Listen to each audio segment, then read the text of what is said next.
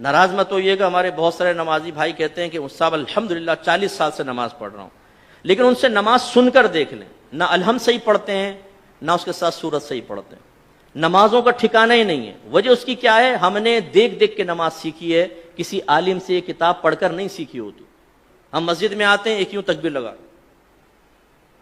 کہتے ہیں یہ بھی کوئی طریقہ ہوگا، ایک آئیں، یہ بھی کوئی طریقہ ہوگا، ایک آئیں، یہ بھی ایک طریقہ۔ ہمارے بچے پریشان ہوتے ہیں کہ کیا، بعض بزرگ وضو کر رہے ہوتے ہیں، ہاتھ دھویا پھر یہ وہ بچہ کہتا ہے یہ بھی کچھ ہے، ہاتھ دھونے کے بعد کرنا ہوگا۔ اب اسے پتہ نہیں یہ سنت ہے یہ خلاف سنت۔ ہمارے نوجوان بعض اوقات نماز پڑھ رہے ہوتے ہیں، پف نکلی ہوئی ٹوپی غائب۔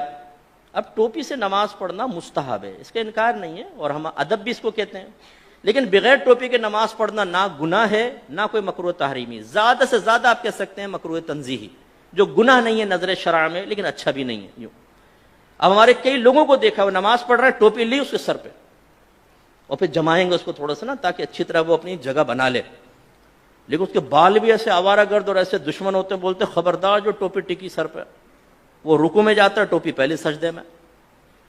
یہاں تک میں نے دیکھا ہے نوجوان سجدے میں گیا تو اس کو سجدے میں اس کے وہ جیسے نٹ کس رہے ہیں اس کے سر کے اوپر۔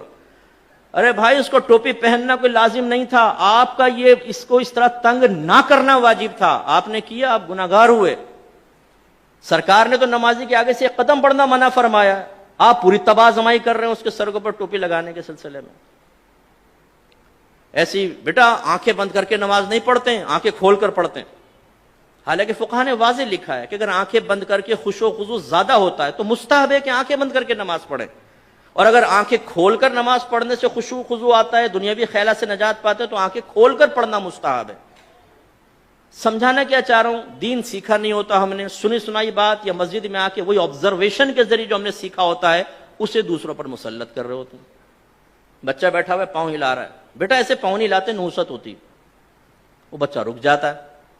اب بھائی کہاں سے نحوست ہوتی ہے بتائیے، پاؤں ہلانا کہاں سے نحوست ہے؟ یہ تو کوئی نحوست نہیں ہے، شریعت نے تو کوئی منع نہیں کیا۔ لیکن وہی بچہ اگر فجر کی نماز چھوڑ رہا ہو تو اس کو اتنی سختی سے نہیں سمجھائیں گے نا، بچہ تھکا رہا ہے، رات میں سو گیا، کوئی بات